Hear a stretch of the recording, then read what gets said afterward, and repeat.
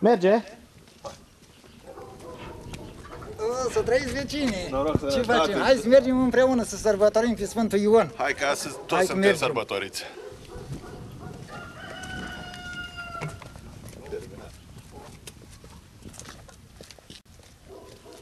Merge?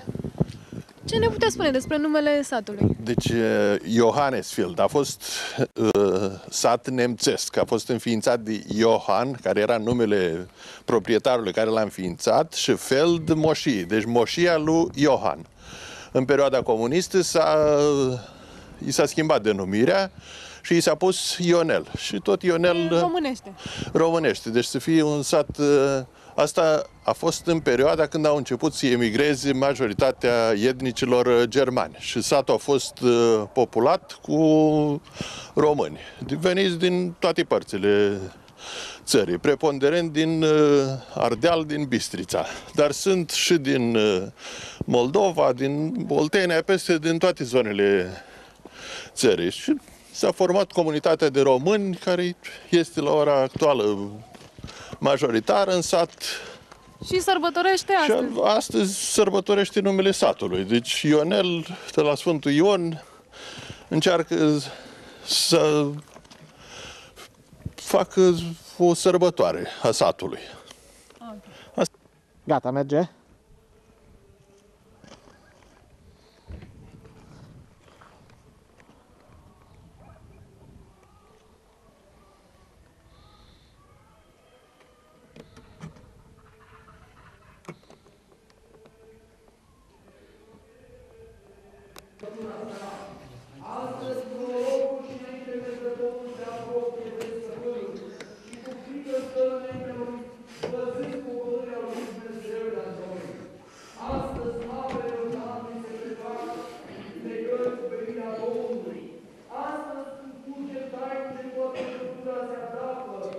Oamenii pădate, vino și acum prin pogorârea Sfântului Tău Duh, care sfințește toate și sfințește apa, vinii și binecuvântarea Iordanului. Vouă izvor de nestricăciune, dar de smerire, îndepărtare puterilor celor potrivnice, plină de pierdea trupurilor, spre vindecarea patimilor, spre sfințirea caselor și spre tot folosul de trebuință. Că Tu ești Dumnezeul nostru, Cel ce ai înnoit prin apă și prin Duh firea noastră, prin Ilie ai scos pe Israel din rătăcirea lui Baal. Însuți și acum, Stăpâne, Amin. Însuți, Stăpâne, și acum sfințește apa aceasta cu Duhul Tău cel Sfânt. Amin. Sfințește apa aceasta cu Duhul Tău cel Sfânt. Amin. Dă tuturor știi și păzește pe dânsii sub acoperământul Tău în pace, supune sub picioarele lor pe tot dușmanul și vicleanul și mitropolitul nostru Nicolae și de preasfințitul nostru episcopical Paisie Bojanul și de cinstita preoțime și tu Hristos, din binecuvântate pricini sunt aici și miluiește pe dânsii și pe noi după mare mila Ta, pentru lui Duh, acum și pururea și în vecii vecilor. Pace tuturor și să ne mântuiască pe noi ca un bun și de oameni iubitori. Amin. Pentru rugăciunile Sfinților Părinților noștri,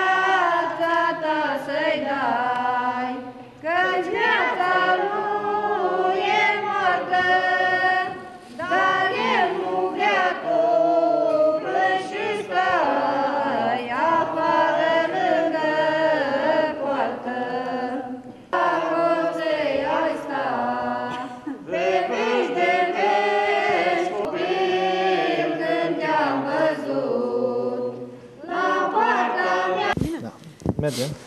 Ce semnificație are sărbătoarea asta pentru dumneavoastră, mai ales pentru că locuiți într-un sat cu nume de sfânt?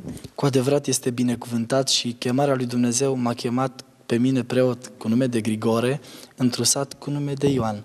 Cu adevărat, mulți credincioși enoriași ai parohiei acestea poartă numele Sfântului înainte mergător și botezător Ioan, de aceea am ales a fi hramul satului Sfinții Apostol Petru și Pavel. Totuși, în sufletul nostru și mintea noastră este o mare bucurie, pășind mai departe cu sărbătorile de iarnă, alături de această mare sărbătoare creștină, alături de ei alături de mine, toți fiind copii aceluiași sat, al satului Ionel. Noi suntem copii lui Ionel, mai mari sau mai mici, bătrâni sau mai tineri, cu toții dăm slavă lui Dumnezeu, pentru că ne-au învrednicit să locuim pe acest loc binecuvântat, deși suntem mai puțini, dar suntem cu credință mare.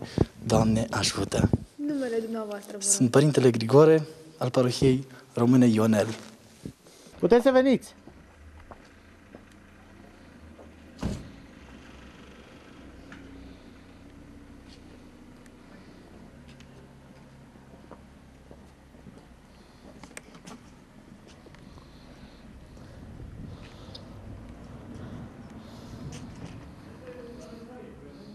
Bun, stați puțin. Bună ziua! Bună ziua, bună ziua! Bine ați venit! Bine v-am Haideți să găsit! petrecem de Sfântul Ion. Haideți să petrecem tradițional.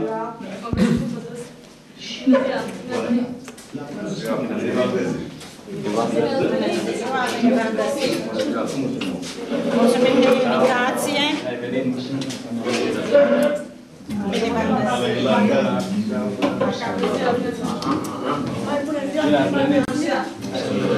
Tradițional, Sfântul Ion. Bine ați venit! Haideți să petrecem de Sfântul Ion. O, să rămâine, să rămâine! Ce figure! Luați loc, știți-vă pe acasă. E mult de mine, că poate dormi.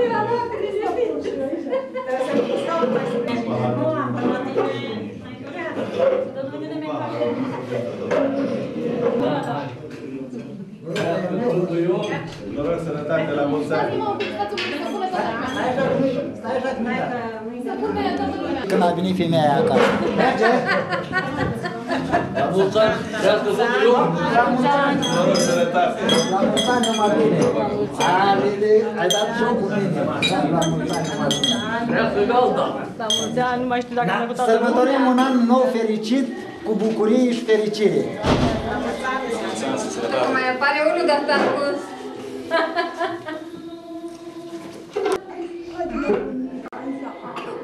Gheorghe, cum ai fost la ora? Ia fost ca și papi pe acolo, lângă ghiță. Singură, dar el nu-i singur, și are cine să vedea.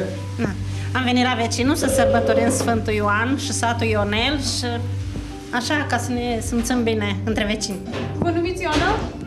Mă numesc Ioana. Astăzi De Sfântul Ioan mă numesc Ioana. Mă numesc Ica și satul Ionel tot sărbătorie de Sfântul Ion. De ce? Vă simțiți... Mă simțim bine la Sfântul Ion, da, foarte frumos. Merge. Cum vă numiți, doamnă? Elisabeta. Și totuși sărbătoriți de Sfântul Ioan. Da, de Sfântul Ion, da. De ce? Pentru că așa e numele satului, Ionel. Ion. Vă considerați sărbătorită? Da. Înainte vă întreb. Mă numesc Viorel. Bun, spuneți că vă numiți Viorel, dar sărbătoriți ziua de Sfântul Ioan. Bine, hai, mergeți. Bună ziua, mă numesc Viorel și suntem aici pentru a sărbători numele satului și cu prieteni, cu vecini, toată lumea. Vă considerați sărbătorit? Da, De ce? Pentru că locuiți în... pentru că locuim într-un sat cu nume de Ion.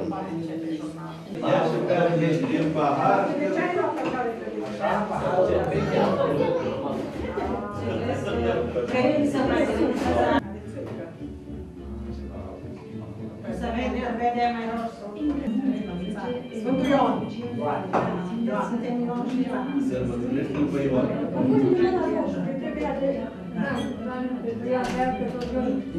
Merge. Cum i-ați ajuns la petrecere? Foarte bine, ne petrecem între prieteni, sărbătorim pe Sfântul Ion și în cinstea satului și satului tot Ionel, în care să ne simțim foarte bine, între Vă simțiți prieteni. sărbătorit ca locuitor al satului?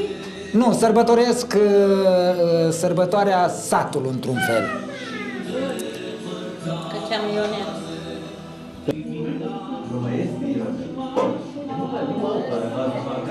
Chiar pe bară să mănâncă.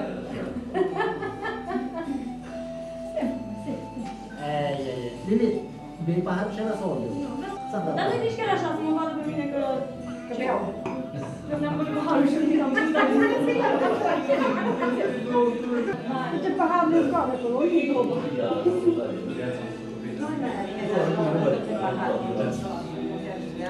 Merge. Ce ați pregătit de mâncare? Deci am pregătit niște sarmale, cum se fac pe la noi, niște răcituri, rustic pentru băutează. Și acum vrem să facem și niște plăcintă cu brânză, coaptă pe vatră, în cuptor. Specific zonei. Specific zonei, să vedem ce o să iasă. Imediat începem să pregătim. Uite, se vie de aici, știi? Doamna o să ia de acolo, știi? Să ia de aici. Ca să vadă multe.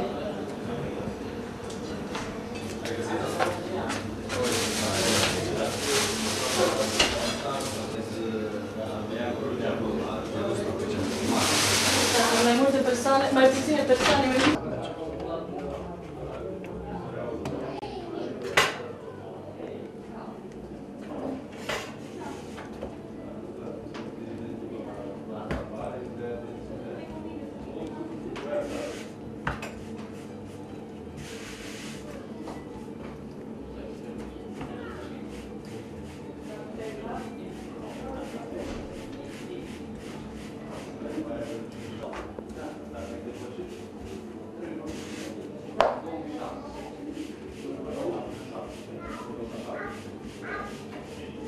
Da, merge. Deci, aluatul e un aluat simplu de pâine, normal. Acum începem și punem brânza. O umplem cum ar veni. Ce fel de brânză? Asta este o brânză de vacă, foarte bună.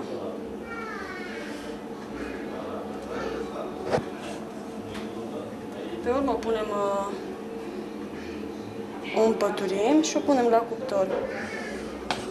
Și coaptă în cuptorul pe vatră îi dă un gust foarte, foarte bun. Un gust tradițional, aș spune, ca la țară, de fapt.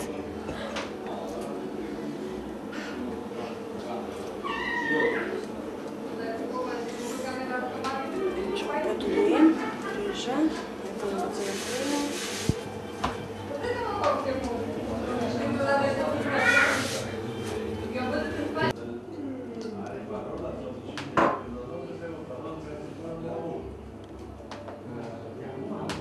Da.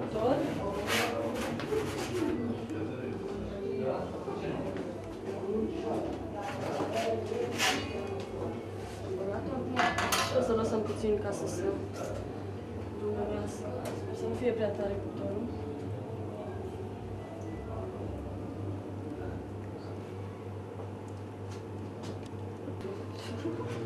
Nu știu, că mi se pare că la 400 și aproape 500 e cam tare. Că de obicei la pâine am făcut.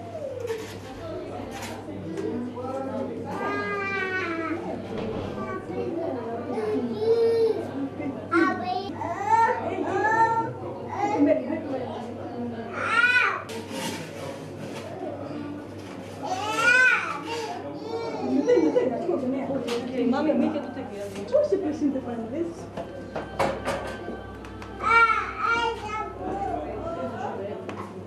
Merge? Deci asta este plăcinta făcută de mai devreme, coaptă în cuptor, foarte bună. Acum o tăiem și o ducem să o deguste musafirii. Și dacă le place, mai facem, de ce nu?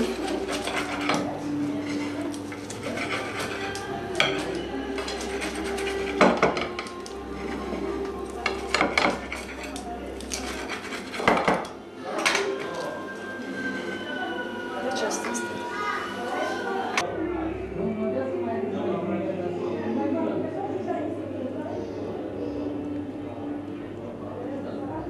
Merge? Dar francezii nu mă n-ai la lăsat. Trebuie să vin și o plăcintă de casă care vrea să guste și pe urmă, dacă vă place, ce nu mai facem? Plăcintă cu brânză. Foarte frumoasă. Să aveți poftă!